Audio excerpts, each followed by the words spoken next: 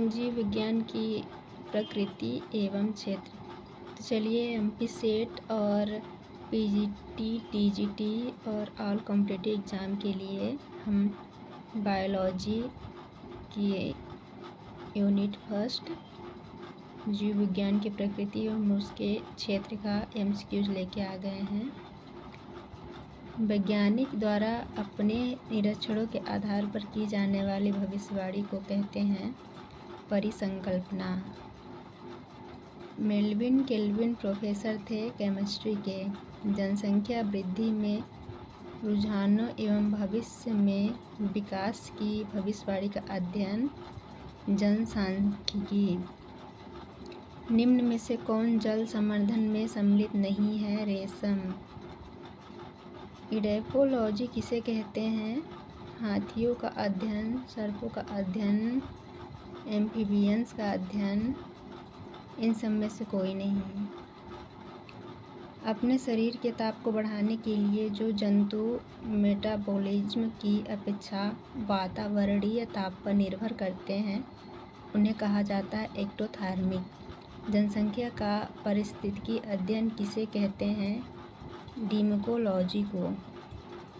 जंतु विज्ञान की वह शाखा जिसके अंतर्गत मछलियों का अध्ययन किया जाता है कहलाती है इक्थियोलॉजी। एक जीव के बाहरी रूप, आकार, रंग, संरचना तथा विभिन्न भागों के संबंधित स्थिति के अध्ययन संबंधी विज्ञान को कहते हैं आकारिकी। पृथक्करण के किस प्रकार में भिन्न आवास में रहने वाली दो जातियों को अंतर संकरण करने से रोका जाता है? इकोलॉजिकल। औषधिजनक पादपी अंगों के अध्ययन को कहते हैं फार्माकोलॉजी। पौधों के नियतकालिक परिवर्तन मौसमी परिवर्तन से संबंधित होते हैं, इसका अध्ययन फिनोलॉजी। और मेटिस्ट शाखा किसके अनुप्रयोग से संबंधित है? जैविकीय आंकड़ों के विश्लेषण में सूचना विज्ञान। चिकित्सा विज्ञान में तांत्रिक तंत्र की संरचना तथा उसकी विभिन्न अनियमितताओं के अध्ययन को कहा जाता है न्यूरोलॉजी। जीव विज्ञान शब्द किसके द्वारा दिया गया था? लैमार्क एवं ट्रिवेनेरेनस के द्वारा। किस वैज्ञानिक ने नई पीढ़ियों तक चूहे की पूंछ को काटकर यह पाया कि यह वंशागत नहीं होती? बिजमान। जंतु विज्ञान के पिता कहलाते हैं अरस्तु। बायोकेमिस्ट्री संबंधित है जीवित जंतु तथा प्रक्रियाओं के मापन से। वनस्पति विज्ञान के पिता थियोफ्रेस्टस।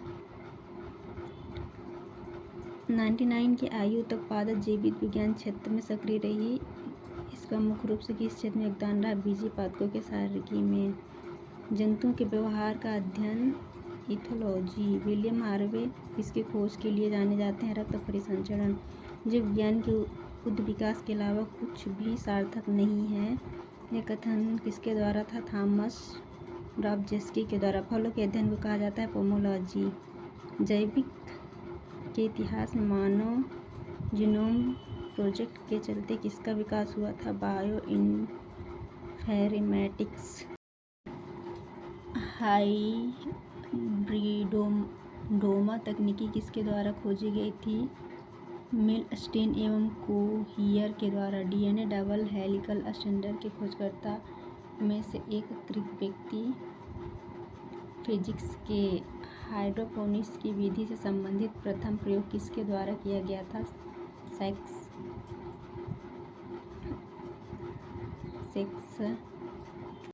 पादप जीवन के अवशेषों के बारे में कौन सी शाखा अध्ययन करती है?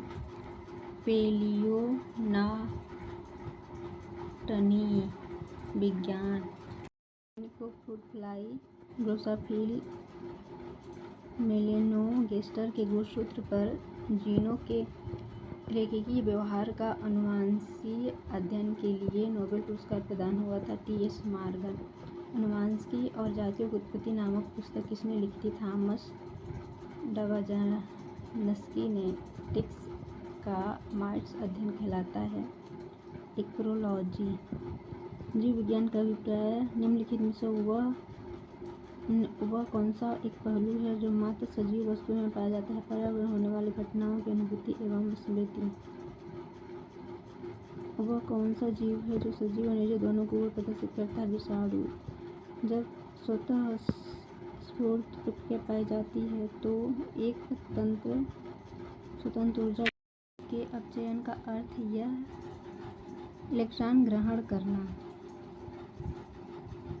सोडियम क्लोराइड के निर्माण के दौरान किस तरह का संबंध बनता है? आयनिक। जंतु सर्दियों में प्रसुप्त अवस्था में चले जाते हैं, यह किसके अंतर्गत आता है? हाइबरनेशन। कार्बोहाइड्रेट्स में उपस्थित लिंकेज बंधन प्रकार का ग्लाइकोसाइडिक।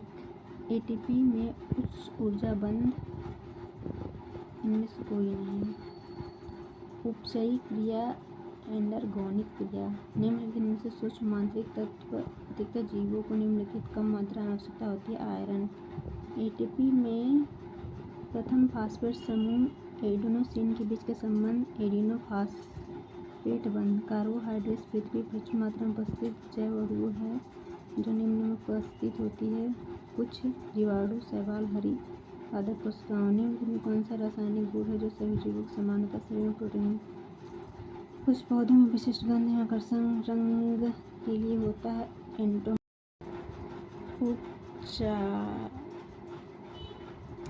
उपापचय में होता है। कोशिका के विभिन्न ऊर्जाओं का आदान प्रदान। जैविक संगठन शुरू होता है आणविक स्तर से। किसी तंत्र की कुल ऊष्मीय मात्रा एंथैल्पी।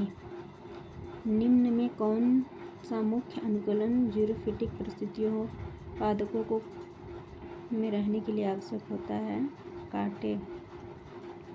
तंत्रिका तंत्र में ऊर्जा परिवर्तन होता है रासायनिक से यांत्रिक ऊर्जा में। जीवित कोशिकाओं में सर्वाधिक मात्रा में उपस्थित घटक जल। उपयोगी ऊर्जा का वह भाग जो तंत्र में कार्य करने के लिए उपलब्ध रहता है। स्वतंत्र ऊर्जा। जैव अणु के लिए कौन सा कथन सत्य है? अमीनो अम्ल का क्रम प्रोटीन की प्राथमिक संरचना को निर्धारित करता है। परिपक्वता की वृद्धि के द्वारा जंतुओं की अपरिपक्व या लार्वा अवस्था प्रजनन करना कहलाता है पीडोजेनेसिस। निम्न में से मिमिक्री का कारण है पृथक्करण और आक्रामक। निम्न में कौन सा हेक्सोशर्करा मैनोज गेल्टोज? मल्टोज गल्टोज का सुक्रोज है डाइसैकेराइड। निम्न में ग्लाइकोजन की संरचना के समतुल्य है।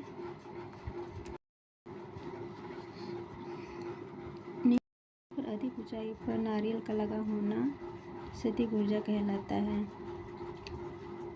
वहाँ वातावरण में होने वाले परिवर्तन के बावजूद आंतरिक परिस्थितियों को अनुकूल बनाए रखने को कहलाता है होमियोस्टेसिस।